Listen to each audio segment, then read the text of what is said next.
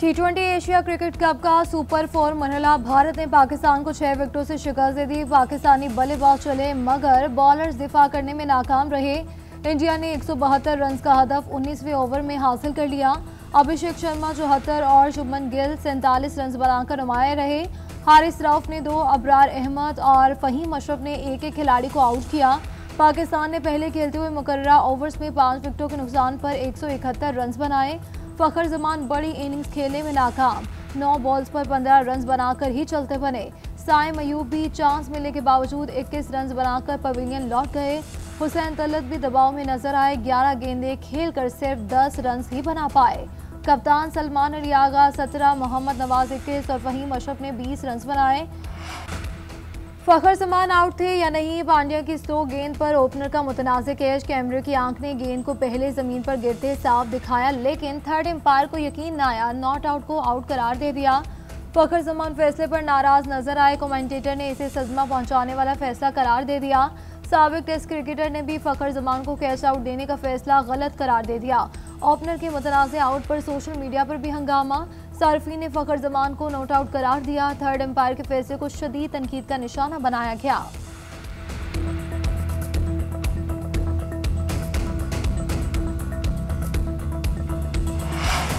भारतीय तमाशाइयों की ट्रोलिंग पर फास्ट बॉलर हारिस रऊफ का करारा जवाब। भारतीय तमाशाइयों को 6-0 का इशारा करके मार्का हक में पाक फजाइया के शाहीनों का कारनामा याद करवा दिया।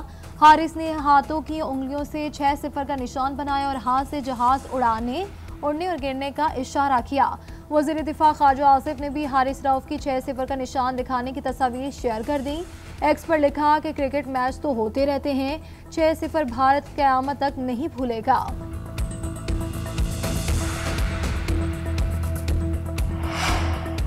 गेम ऑफ जेंटलमैन की साख फिर मुतासिर, भारतीय कप्तान की जिद बरकरार। सूर्या कुमार यादव ने एक बार फिर पाकिस्तानी कप्तान सलमान अली आगा से हाथ ना मिलाया। मुतनाज़िर रेफरी एंडी पाए क्राफ्ट की मौजूदगी में भारतीय कप्तान टॉस करते ही चलते बने। मैच के आखिर पर भी भारतीय खिलाड़ियों ने शेक हैंड ना किया। भारतीय टीम को पहले भी हाथ ना मिलाने पर दुनिया भर से शायकीन क्रिकेट की शदीद तनकीद का सामना है। क्रिकेट के मतवाले पाकिस्तान की भारत के हाथों शिकस्त पर दिलबर्दाश्त था। किसी को बॉलर से शिकवा तो कोई बल्लेबाजों पर तनकीद करता नजर आया। फील्ड पर भी अपने दिल के खूब भड़ास निकाली। कुछ शायकीन का कहना था कि टीम ने पिछले मैच की निस्बत आज बेहतर खेल पेश किया, मगर हार जीत खेल का हिस्सा है। पुरुम्मीद है कि फाइनल में दोबारा भारत से मुकाबला होगा और इस बार कौमी टीम फतह हासिल करके ट्रॉफी पाकिस्तान लाएगी। मार्का हक में भारत को जो सबक सिखाया वो जिंदगी भर याद रखेगा। अब सीज फायर हो चुका, हम अमन चाहते हैं। वज़ीर आज़म शहबाज शरीफ की एक बार फिर भारत को मुज़ाकरात की पेशकश।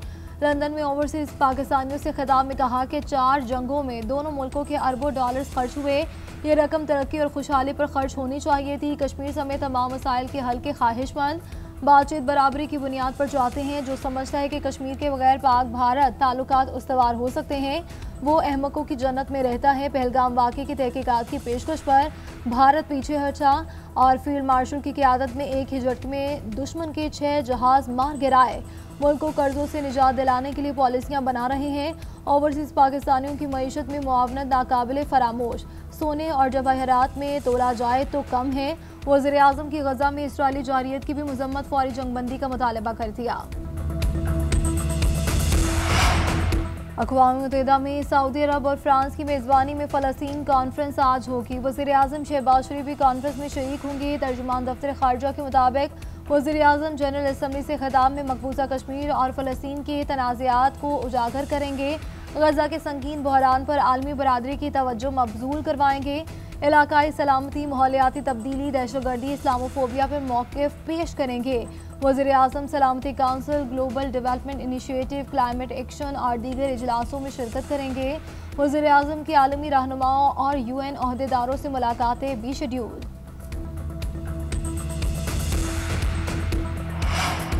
बरतानिया, कनाडा और ऑस्ट्रेलिया के बाद पुर्तगाल ने भी फ़लस्तीन को बाज़ाब्ता रियासत तस्लीम कर लिया। बरतानवी वज़ीर आज़म का वीडियो पैगाम में फ़लस्तीन को रियासत तस्लीम करने का ऐलान। केयर स्टार्मर ने कहा कि गजा में इंसानी बहरान नई गहराइयों तक पहुंच चुका।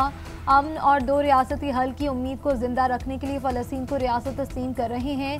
फ़लस्तीनी हुकूमत में हमास का किरदार नहीं होगा। कैनेडियन वज़ीर आज़म मार्क कार्नी और ऑस्ट्रेलियाई हुकूमत का भी दो रियासती हल पर जोर। पुर्तगाली वज़ीर ख़ारजा ने अमन के लिए दो रियासतों का क़याम ज़रूरी करार दे दिया। फ्रांस का भी आज फ़लस्तीनी रियासत तस्लीम करने का ऐलान मुतवक्के। आईफल टावर पर फ़लस्तीन और इसराइल के परचम लगा दिए गए। अक़वाम मुत्तहिदा की जनरल असम्बली का अहम इजलास कल होगा। दरिया सिंध में कोटरी बैराज पर पानी की आमद में मजीद इजाफा। बहाव बढ़कर 3,60,000 क्यूसिक हो गया। गुड्डू के बाद सक्कर बैराज पर भी निचले दर्जे का सैलाब। गुड्डू पर बहाव 2,73,000 और सक्कर पर 3,51,000 क्यूसिक है। सैलाबी रेलों के बायस दादू और लाड़काना के देहात ज़ेर-ए-आब। मजमूई तौर पर 50 से ज़ायद देहात मुतासिर हुए। नौशहर फेरोज के लूफबंद में शगाफ करीबी देहात ज़ेर-ए-आब। नौ गोट में पानी दाखिल हो गया। कई इमारतें डूब गईं। गड्ढा सिंह वाला पर बदस्तूर दरमियाने दर्जे का सैलाब है। हेड इस्लाम और हेड सुलेमानी की पर निचले दर्जे के सैलाब।